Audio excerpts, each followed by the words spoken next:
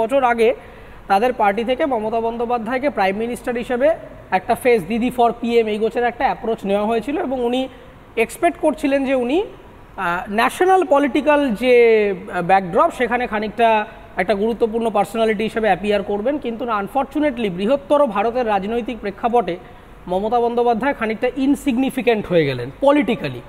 যেই মুহূর্তে উনি পলিটিক্যালি ওনার তাৎপর্য হারালেন তখন ওনার একটা অস্তিত্ব সংকট তৈরি হয়ে গেল, যে ক্রমাগত উনি যেটা করবার চেষ্টা করলেন যে কেন্দ্র এবং রাজ্যের যে ফেডারেল স্ট্রাকচার যে রিলেশন সেই আন্তঃসম্পর্ককে ভেঙে দিয়ে সব সময় বলার চেষ্টা করলেন যে সেন্টার আলাদা বাংলা আলাদা। মানে এই যে একটা ন্যাশনাল ইন্টিগ্রিটিকে ভাঙার জন্য উনি প্রথমে বাংলার আইকন একটা তৈরি করলেন, বিশ্ব বাংলা নাকি, তারপরে রাজ্য সঙ্গীত তৈরি করলেন, যে রাজ্য সঙ্গীত পারলে পরে জাতীয় সঙ্গীতের আগে বাজানো হতে আরম্ভ করলো, এবার কোনদিন হয়তো বাংলার নিজস্ব একটা ফ্ল্যাগ বার করে দেবেন ইত্যাদি। এই অ্যাপ্রোচটা তৈরি হয়েছে অস্তিত্ব সংকট থেকে।